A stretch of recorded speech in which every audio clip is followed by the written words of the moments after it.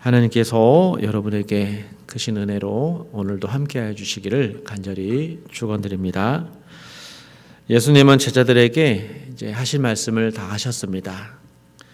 제자들도 이제 예수님의 말씀을 이제 좀 알아들었습니다. 그러나 예수님이 더 하실 일이 남아 있었는데 그것은 기도였습니다.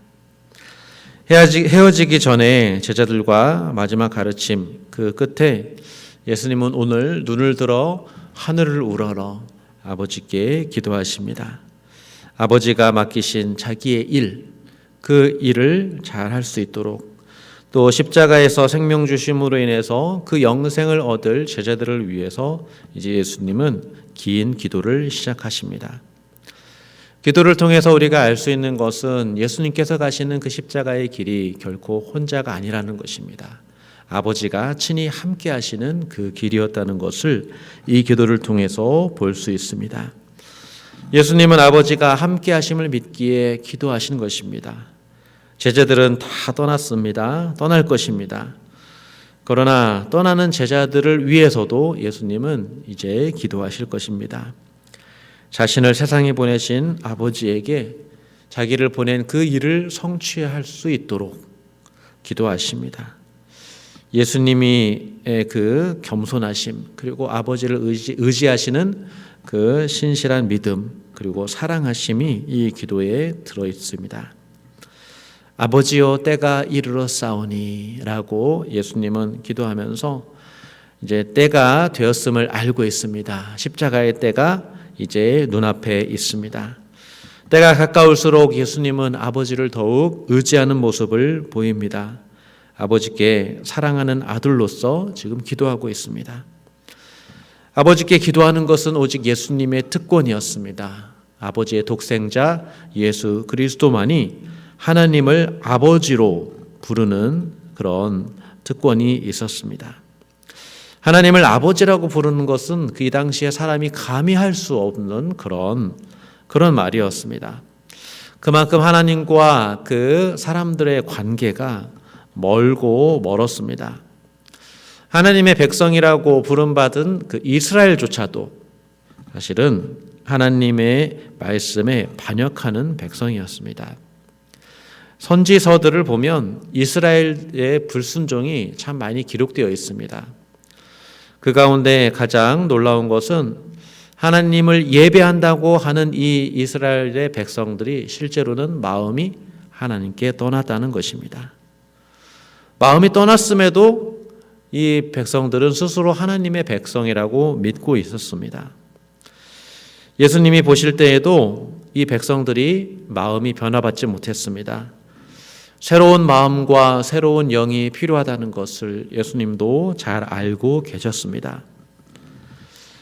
예수님이 활동하셨을 당시 이스라엘도 여전히 하나님을 반역했습니다.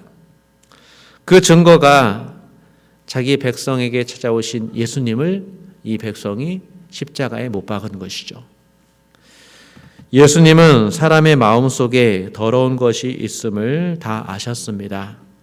그 마음으로 거룩한 하나님을 아버지라고 부를 수 없는 그 사실을 알고 있었습니다. 그들에게는 오직 죽음의 심판만 예비되었을 뿐이죠. 예수님은 이 돌이킨 이 자녀들의 마음을 다시 아버지께로 돌이키시려고 예수님은 이 땅에 오셨습니다. 오직 예수님만이 우리를 하나님을 아버지라고 부를 수 있게 해 주실 수 있습니다. 죄인의 양심에 예수 그리스도의 십자가에 피를 뿌려주심으로 새로운 마음과 새로운 영을 주시고 우리가 종의 마음이 아니라 이제 하나님의 자녀로 아버지를 아버지라고 부를 수 있는 그런 권세를 주십니다. 예수님은 이런 선물을 주시기 위해서 지금 십자가를 지시려고 하고 이 일을 위해서 아버지께 기도하고 있습니다. 기도의 내용은 아들을 영화롭게 하사 아들로 아버지를 영화롭게 하게 하옵소서. 또 4절 말씀에는 아버지께서 내게 하라고 주신 일을 내가 이루어 아버지를 이 세상에서 영화롭게 하였사오니 아버지여 창세전에 내가 아버지와 함께 가졌던 영화로서 지금도 아버지와 함께 나를 영화롭게 하옵소서. 영광을 위해 기도합니다. 영광이란 무거움입니다. 그 본질 안에 존귀함과 아름다움이 온전히 있기 때문에 사실은 영광이 드러나는 것이죠. 완전한 사랑 가운데 영광이 드러납니다. 우리가 헛된 영광이라고 부르는 것은 겉으로만 존귀함이 있지 실상은 속이 비어있는 바로 그런 것을 의미합니다. 예수님은 오직 하나님의 아버지의 영광을 위해서 자신의 영광을 간구하고 있습니다. 자기의 영광을 위해서 아버지께 기도하지 않습니다. 아버지의 영광이 먼저이고 우선입니다. 세상은 다르죠. 세상은 다른 누군가의 영광을 구하기보다 자기의 영광을 먼저 구합니다. 왜냐하면 이 세상에는 실상 존귀와 영광이 없기 때문이죠. 사람의 영광이란 비어있기 때문에 그 영광을 위해서 채워보려고 노력하지만 사실은 채워질 수가 없습니다. 채워질 수 없기 때문에 작은 것이라도 크게 포장하고 싶은 바로 그런 영광, 아니면 주변에서 아첨을 통해서 부풀려진 그런 영광이라도 붙잡으려고 합니다. 다른 사람들과 나눠 가질 수 없는 바로 그런 영광이죠. 그러나 예수님은 다릅니다. 예수님은 아버지를 영화롭게 하기 위한 수단으로서 자신의 영광을 간구합니다. 아버지의 온전한 영광이 자신의 십자가의 헌신과 그 사랑에서 드러날 수 있도록 예수님은 기도하십니다. 태초부터 가진 그 영광이 그 십자가의 그 순종에서 드러날 수 있도록 예수님은 기도하십니다. 아버지를 향한 온전한 순종 가운데 예수님은 자신이 영화롭게 되기를 원합니다. 왜 예수님이 영광받아야 하는 것일까요? 2절 말씀을 보면 아버지께서 아들에게 주신 모든 사람에게 영생을 주시려고 한다라고 말씀합니다. 그래서 하나님은 아들을 높이셨습니다. 만민을 다스리는 권세를 아들에게 주셨습니다. 왜냐하면 예수님에게 속한 사람들에게 영생을 주시기 위해서, 그 선물을 주시기 위해서 예수님께서는 십자가에서 물과 피를 흘리시면서 다 이루었다라는 이런 말씀을 하셨습니다. 그렇기 때문에 아버지께서 택한 사람에게는 이 예수님의 하신 일이 복음일 수밖에 없습니다. 이게 기쁨일 수밖에 없습니다. 예수님의 십자가의 길이 보배로운 살 길이라는 것을 알게 됩니다. 성령께서 다 보게 하신 것이죠. 성령께서 그 십자가에 감추인 그 하나님의 영광을 볼 수 있도록 우리 눈과 마음을 열어주시고 그 예수님을 알게 해주시고 예수님을 보내신 하나님 아버지를 알게 해주십니다. 그래서 3절 말씀에 영생은 곧 유일하신 참 하나님과 그가 보내신 자 예수 그리스도를 아는 것이다 라고 말씀합니다. 지식으로 아는 것이 아니고 세상의 힘으로는 아는 게 아니고 성령께서 알게 해주시는 은혜입니다. 그것이 영생입니다. 한순간에 주어지는 것이긴 하지만 그러나 영원히 하나님 아버지와 아들과 지속되는 그런 교제 가운데로 들어가는 것이 영생입니다. 그것이 아는 것입니다. 서로 알고 서로 경험하고 교제하는 것. 그래서 주님은 말씀하십니다. 나의 안에 거하라. 그래서 주님과 함께 살아가기 시작하는 것. 바로 그것이 영생이고 영원한 삶이 시작되는 것입니다. 마치 결혼하는 것과 같습니다. 옛 삶이 죽고 이제 주님과 함께 주님 안에 거하는 새로운 삶이 시작되는 것.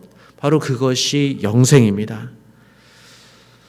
주님과 함께하는 삶, 그리고 하나님의 자녀로서의 삶이 시작된 것이고 그렇게 변화된 마음으로 성령의 인도하신 마음으로 그렇게 삶이 시작된 것이고 이제 이 영생을 받은 사람들도 하나님을 아버지라고 부르는 그런 삶이 시작된 것입니다. 예수님의 기도의 초점은 하나님의 영광이 드러나는 것입니다. 자신의 사역을 통해서 그리고 이 교회의 영생 주심을 통해서 하나님의 영광이 드러나기를 예수님은 기도하고 계십니다.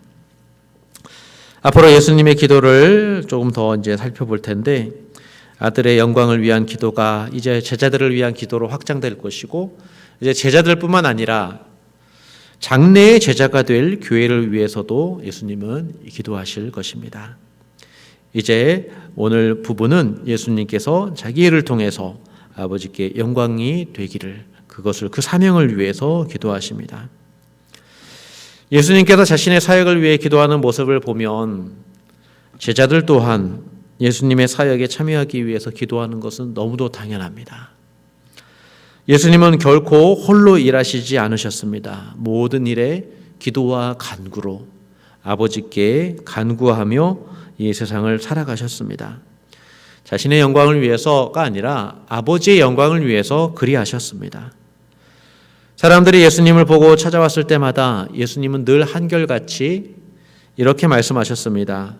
아버지가 보내서 하라고 한 일을 나는 하는 것이다 라면서 나를 본 것은 곧 아버지를 본 것이다 라고 말씀하였습니다. 결코 예수님은 아버지의 뜻 가운데서 벗어나고자 하지 않으셨습니다. 왜냐하면 아버지를 보여주시려고 오셨기 때문입니다.